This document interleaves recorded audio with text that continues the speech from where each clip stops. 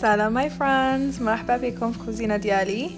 اليوم حبيت نوري لكم غرسة جديدة تاع خبز اللي هو فوكاتشا بريد ولا خبز فوكاتشا.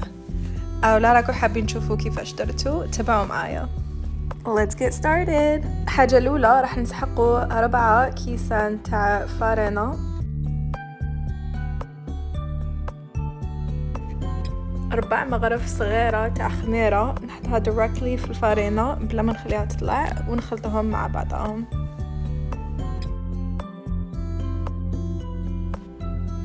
دوكا في طبسي واحد اخر ندير 2 كيسان تاع ما ماشي سخون وماشي بارد، بصح يكون شغل سخون شويه برك، ونزيد له ملح ونخلطهم. بعد نحطهم في الفارينة، نزيد شويه زيت زيتون ونخلطهم كاع مع بعض.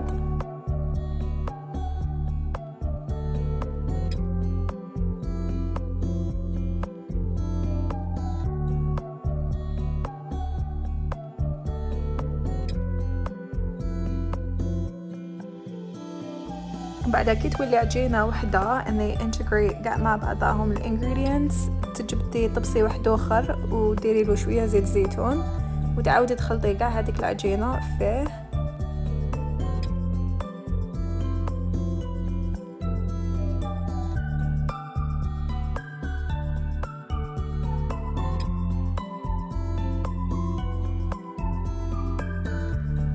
هاد العجينة مليح تقلبيها على روحها وتقرصيها. That's the technique that you're supposed to use for it. هنايا غطيتها نص ساعة، ومن بعد تعاودي the same technique تقلبيها على روحها وتقرصيها.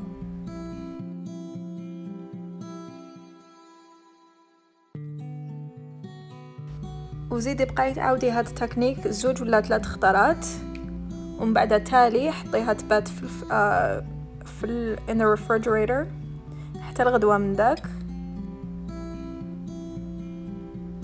كي تخرج لك تكون طلعت وتكون شغل شادة روحها خير من البارح. ومن بعد تدي طبسي واحد اخر اللي راح طيبيها فيه، ديري له تدهنيه، ومن بعد تفتحي العجينة فيه، نزيد له شوية زيت زيتون،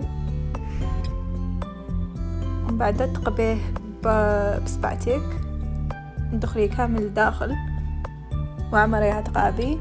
ومن بعد زيدي your toppings. انا هنايا راني نستعمل basil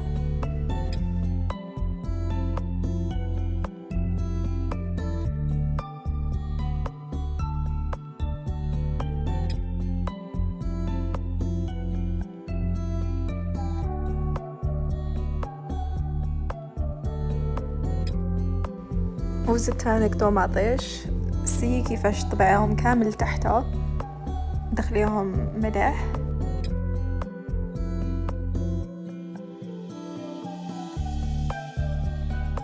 and last زيت زيتون. I used kalamata وغطيهم.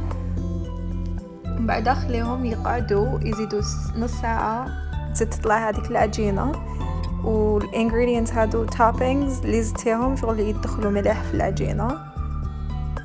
هنايا راني نزيد شوية طوماطيش to add color، ونزيد سيسا وزيت زيتون. بعدها ندخلهم في الكوشة حتى يطيب 400 degrees.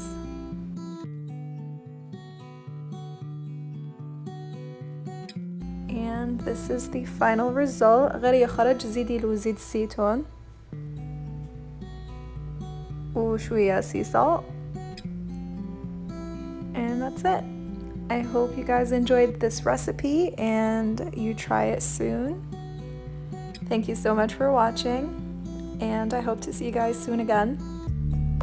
Please subscribe to my channel and like this video for more.